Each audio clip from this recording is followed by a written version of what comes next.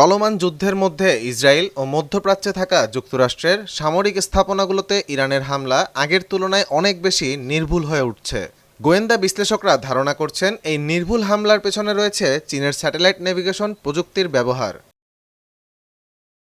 ফ্রান্সের বৈদেশিক গোয়েন্দা সংস্থার সাবেক পরিচালক এলিয়েন জুলিয়েট এ বিষয়ে নতুন প্রশ্ন তুলেছেন। ফরাসি বেসরকারি পডকাস্ট চ্যানেল তুকসানে তিনি বলেন, ইরান সম্ভবত চীনের বেইডু নেভিগেশন স্যাটেলাইট সিস্টেম ব্যবহার করছে। তার মতে, গত বছর জুন মাসে ইসরায়েলের সঙ্গে 12 দিনের যুদ্ধের পর থেকেই ইরানি ক্ষেপণাস্ত্র হামলার নির্ভুলতা উল্লেখযোগ্যভাবে বেড়েছে।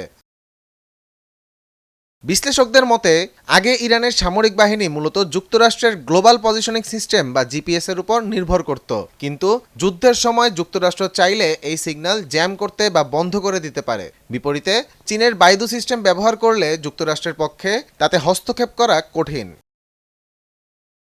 2020 সালে চীন তাদের বাইদু স্যাটেলাইট নেভিগেশন সিস্টেমের সর্বশেষ সংস্করণ চালু করে।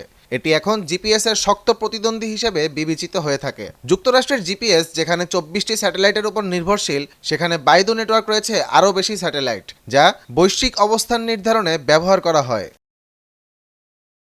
স্যাটেলাইট থেকে পাঠানো সময়ভিত্তিক সংকেত ব্যবহার করে এই প্রযুক্তি কোনো রিসিভারের সঠিক অবস্থান নির্ধারণ করতে পারে। সাধারণত ব্যবহারের ক্ষেত্রে এটি 5 থেকে 10 মিটার পর্যন্ত নির্ভুলতা দিতে পারে, তবে সামরিক বা অনুমোদিত ব্যবহারকারীদের জন্য সংরক্ষিত সংকেত আরও বেশি নির্ভুল। ইরান আনুষ্ঠানিকভাবে বাইদু ব্যবহার করছে কিনা তা এখন পর্যন্ত নিশ্চিত করা হয়নি, তবে গবেষকরা দাবি করছে ইরান অনেক আগেই তাদের সামরিক প্রযুক্তিতে এই সিস্টেম যুক্ত করার চেষ্টা করছিল। চীন ইরান সম্পর্ক নিয়ে কাজ করা গবেষক থিও নেন্সিনি আল জাজিরাকে জানান, 2015 সালেই ইরান তাদের সামরিক অবকাঠামোয় বাইদু 2 যুক্ত করার পরিকল্পনায় একটি সমঝোতা স্মারক সই করেছিল। পরে 2021 সালে চীন ইরান কৌশলগত অংশীদারিত্ব চুক্তির পর এই সহযোগিতা আরও জোরদার করা হয়। বিশ্লেষকদের মতে, যদি সত্যি ইরান বাইদু প্রযুক্তি ব্যবহার করে থাকে, তবে তা আধুনিক যুদ্ধের কৌশলে বড় ধরনের পরিবর্তন আনতে পারে, কারণ স্যাটেলাইট নেভিগেশন ব্যবস্থার উন্নতি দূরপাল্লার ক্ষেপণাস্ত্র ও ড্রোন হামলাকে আরও নির্ভুল করে তুলছে।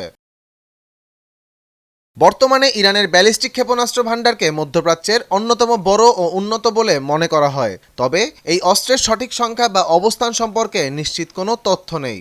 বিশাল ভূখণ্ড জুড়ে ট্রাকের উপর মোতায়েন করে ছড়িয়ে রাখা হয়েছে অনেক ক্ষেপণাস্ত্র, যা শনাক্ত করা কঠিন। এর মধ্যেই যুক্তরাষ্ট্রের জন্য নতুন উদ্বেগ তৈরি হয়েছে।